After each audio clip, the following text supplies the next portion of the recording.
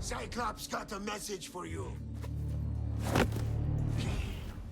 Tell your boss he can stick it. Right at the start of Assassin's Creed Odyssey, you'll get a rude awakening from a couple of thugs who waste no time trying to stab you to death. And once you've defeated them, you have a choice to make. Kill them then and there, or send them packing.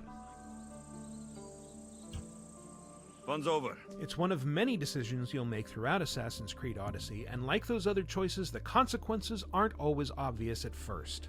The thugs are lackeys of the Cyclops, a local loan shark and bully who terrorizes the little island of Kefalonia, which means it's just business. Playing as Alexios, I decided to be merciful and show them the proverbial door. Playing as Cassandra, I was much less merciful. They were the ones asking for trouble, and they could have potentially hurt my girl Phoebe, who immediately felt like my sassy little sister the moment I met her. So I decided to end their lives on the spot. You have a lesson to learn. In this case, running them through might not have been a bad call. Show them mercy like I did, and you'll be rewarded with an ambush shortly after you leave home for the first time.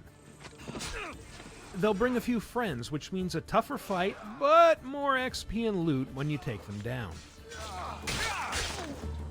However you handle the thugs, you'll soon meet up with your business partner Marcos, who wants you to help him pay off the Cyclops by stealing from the Cyclops. The one-eyed brute treasures a priceless obsidian eye, and your job is to sneak in and take it.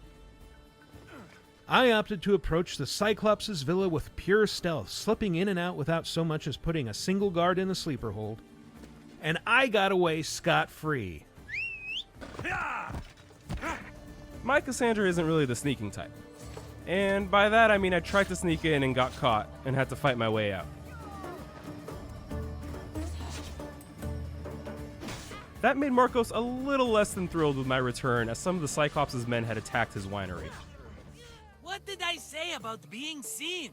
Some of our decisions didn't center on sneaking or stabbing.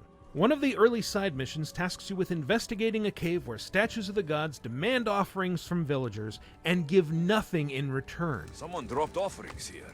A quick investigation reveals a cave used by bandits to take advantage of the faithful.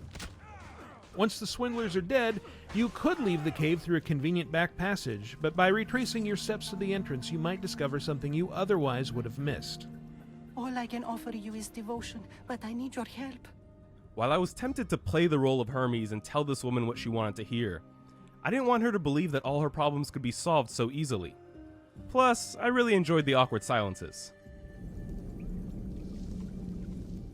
Meanwhile, I perpetuated the fraud, but with better intentions than the bandits. Your prayer is heard.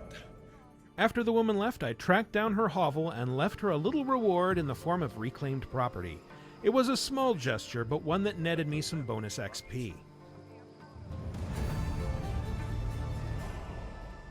Sometimes you have to wait a while for the consequences of your actions to really manifest.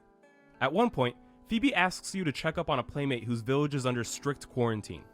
The kind so strict that most of it has been burned to the ground, and many of the residents have been put to the sword. He won't let us go. Here, you'll be forced to choose between the lesser of two evils. Do you save the family and risk the spread of plague? Or do you let the soldiers kill sick and innocent civilians? In this case, neither one of us had the heart to let some overzealous soldiers kill a family, so we rushed to their defense, fighting off soldiers and freeing the captives. Let them go. What? We're well enough to travel, but need healing. Okay, that might have not been the smartest call, but they'll probably be fine, right?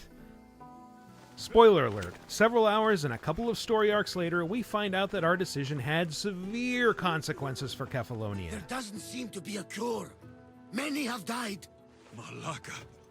That priest was right. Oops. We did all of this in our first couple of hours with Assassin's Creed Odyssey, and it began a journey that took us to new lands, new adventures, and a lot of new choices. And you'll be able to make those choices for yourself starting October 5th, when Assassin's Creed Odyssey launches on PS4, Xbox One, and PC. For more on Assassin's Creed, be sure to subscribe to this channel and visit us at news.ubisoft.com. Assassin's Creed Odyssey, Available October 5th.